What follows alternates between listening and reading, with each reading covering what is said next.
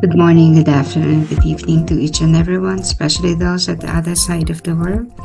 There is no time and space between us, there is only this present moment, and we are one. We now begin with our reading from the diary of Saint Faustina Kowalska, Divine Mercy in My Soul, on diary entry number 1022. Although outwardly I meet with many sufferings and various adversities, this does not, however, lessen my interior life for a moment, nor disturb my inner silence. I do not fear at all being abandoned by creatures, because even if all abandoned me, I would not be alone, for the Lord is with me. And even if the Lord were to hide, love will know how to find him. For love knows no gates or guards. Even the keen-eyed cherub himself, with his flaming sword, will not stop love. It will work its way through wilderness and scorching heat, through storm, thunder, and darkness, and will reach the source from which it came, and there it will endure forever. All things will come to an end, but love never. Bagaman sa padlabas ay dumaranas ako ng maraming pagdurusa at iba't ibang kahirapan. Gayunpaman hindi nito nababawasan ang aking panloob na buhay. Kahit isang sandali o nagugulo ang aking panloob na katahimikan. Hindi ako natatakot na iwanan ng kahit sino sapagkat kahit iwanan ako ng lahat, hindi ako mag-iisa dahil kasama ko ang Panginoon. At kahit magtago ang Panginoon, malalaman ng pag-ibig kung paano siya mahahanap. Sapagkat ang pag-ibig ay walang mga pintuan o mga bantay. Kahit na ang matalas na mata ng kerubin sa kanyang nagniningas na tabak, ay hindi mapipigilan ng pag-ibig. Gagawa ito ng landas sa ilang at nakapapasong init, sa bagyo, kulog at kadiliman, at mararating ang pinanggagalingan nito. At doon ito mananatili magpakailanman. Lahat ng bagay ay magwawakas, subalit hindi ang pag-ibig. It's all about love. And the season of Christmas is all about love. Sabi nga sa John 16, for God so loved the world that He gave His only begotten Son. That is the greatest of all love. Sa buhay natin, marami tayong levels ng pag-ibig. Una, ang ating pag-ibig ay nasusumpungan natin sa panahon na tayo ay nagkakaroon ng isip at maaring ang pinagsimula ng pag-ibig natin ay yung syempre immediate family member and most importantly yung parents natin. Yun yung kasi nag-aalaga sa atin. The love of a child to a mother is unconditional. Sabi nga yung bata, di ba? Kahit yan, pinalo ng nanay, pinagalitan ng nanay. Pagkatapos niyan, yung bata, lalapit pa rin sa nanay, gagawin pa rin ang usual na ginagawa. No? Hindi siya nagtatanim ng sama ng loob. Very unconditional. Bagamat kung matindi ang dinanas ng isang bata, nung bata pa siya, no? Bagamat matindi yan, marami sigurong paghihirap na dinanas sa magulang, sobra-sobrang kalupitan. Tumatanim yan sa kanyang consciousness at nadadala niya yan sa paglaki niya. Pero nung bata siya, kasi nga dependent siya, may malaking bahagi pa rin yung pagmamahal na nasa puso niya. Kanya nga lang, yung pagmamahal na yon ay nabalot ng poot, ng pagtatanim ng poot ng bata kung ang bata ay hindi nakaranas ng pag-ibig mula sa mga magulang. Again, that is human love. Habang lumalaki tayo, nagkakaroon tayo ng paglawak ng konsepto ng pag-ibig, no? Nagkakaroon hanggang sa magkaroon ka ng espesyal na pagmamahal labas sa iyong pamilya, no? Pagmamahal sa opposite sex, halimbawa, no? Nagkaroon ka ng, sa simula, crush, no? Hanggang sa nagkaroon ka ng first love, maaaring tinamaan ka ng matindi, marami hindi, no? But the first love, sabi nga sa kanta, is the deepest, no? The first cut is the deepest. Yun, kasi una ka nagmahal, una ka nasaktan, at yun ang pinakamatindi daw yung tama, no? Pagmamahal pa rin kasi hindi ka naman masasaktan ng ganon kung hindi mo minahal. Kahit nasasaktan, hanap uli ng panibago at nagmamahal muli. Again, our love as human beings is conditional, I mean. May mga condition tayo. Pag hindi na to tumutugma sa ating konsepto, sa ating standards, we end this what is called love. No? Ayaw na natin. But then that is not pure love because pure love endures everything, endures all the sufferings, all the pains, na kahit dumanas ka ng matinding sakit, for example, the love between a man and a woman, a husband or a wife. No, the love that should exist between these two should be pure. Kaya lang, hindi pa rin yan pure. No? Napakadalang yung talagang dalisay na pag-ibig. And sa panahon ngayon, napakadali nating iwanan yan. It is very easy. After wedding, for instance, it is very easy for couples to go separate ways, maghiwalay, mag-divorce. Hindi na tumutugma, nasasaktan na ako, hindi na ako malaya, hindi ko na magawa. No, nawala na yung kalayaan ko, nawala na yung karapatan ko. All those reasons, no, that the court may admit as grounds for divorce. Lahat yan. Ang manifestation yan, there's a lot of broken homes, broken families.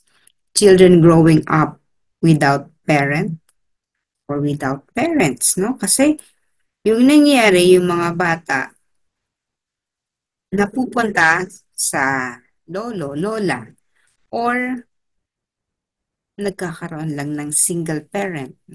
Either lumaki siya sa nanay niya, wala yung tatay, or lumaki sa tatay, wala yung nanay. Or in a blended family. Lumaki siya sa nanay niya na nag-asawa ng iba, na nagkaroon uli ng panibagong anak.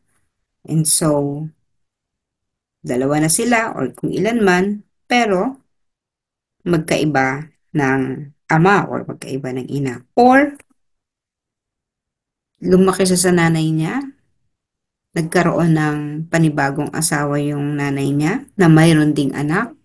And so, in the family, eto na yung ano, no, nagiging ano na, yung complicated family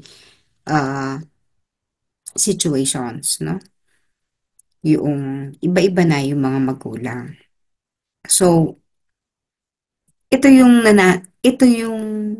nag-exist ngayon sa ating lipunan.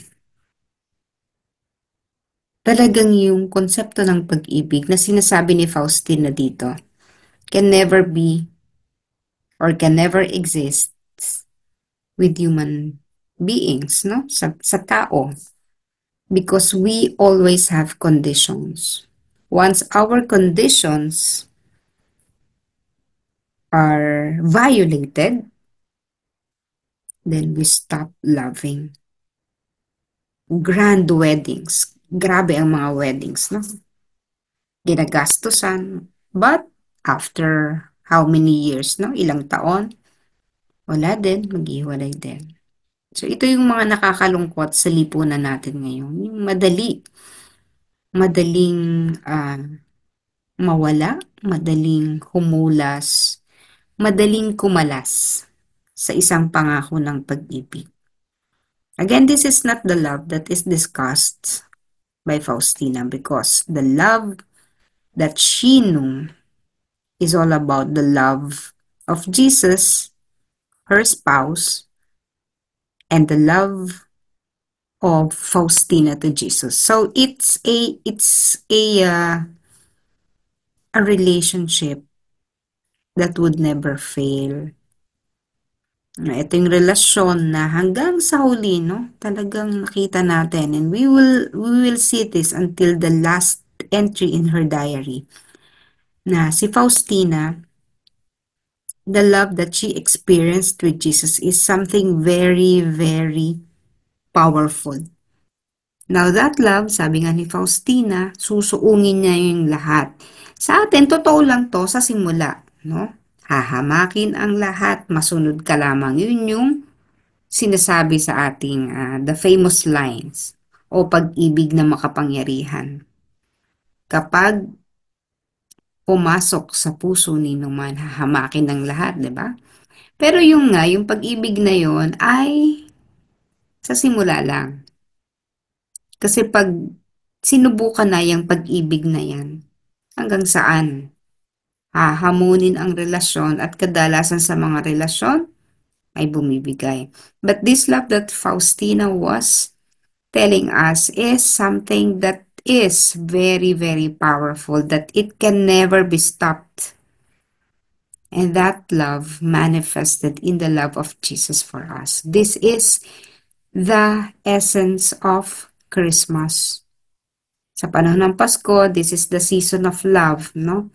Season of forgiveness, family reunions, no? Umuuwi, nagsasama-sama ang pamilya, nagbibigayan ng mga regalo, nagbibigayan ng sarili sa pamamagitan ng pagpapatawad, no? This is the season of love because we remember, we recall how God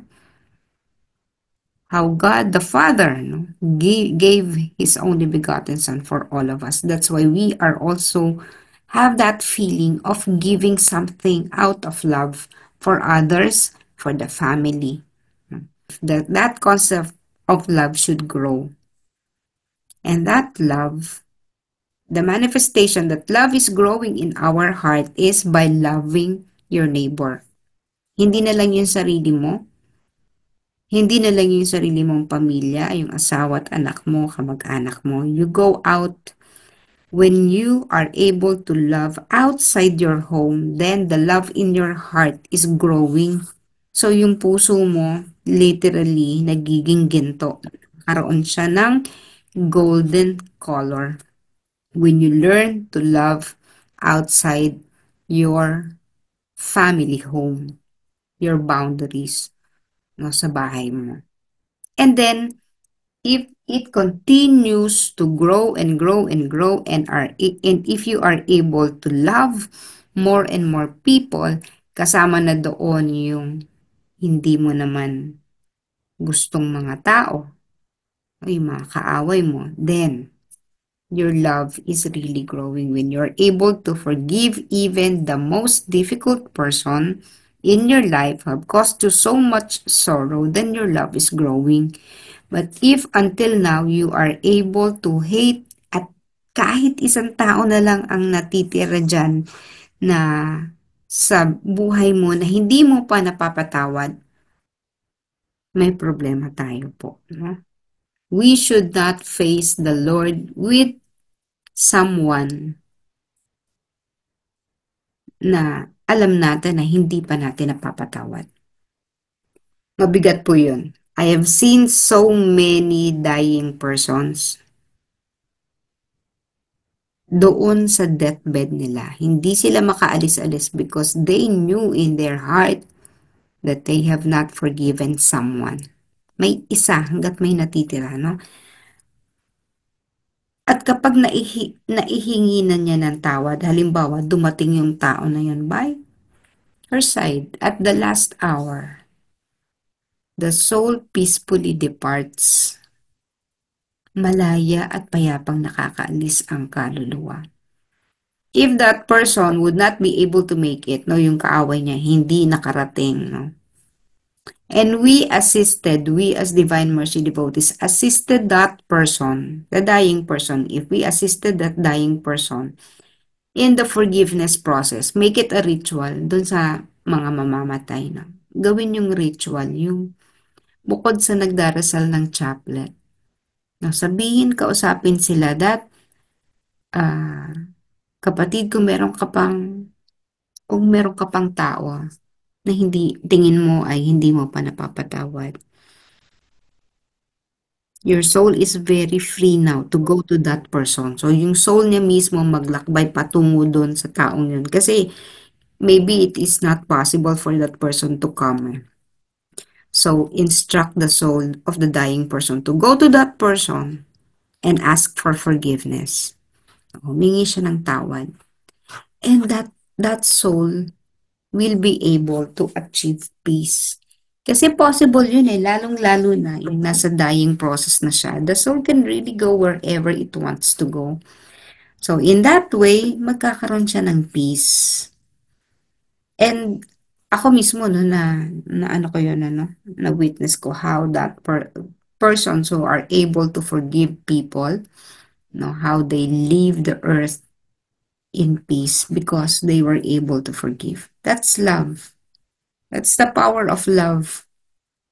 So sa kamatayan, kapag daladala mo yung pag-ibig na yon, that love will lead you the way straight to heaven, straight to the Father, straight to where that soul has to go. Pero wag yung nating intayin yung last moment na yun, the last hour, the 11th hour, ano man ang itawag natin sa oras ng kamatayan, no? Wag nating intayin yun. We have to learn in our heart how to love better and better every day.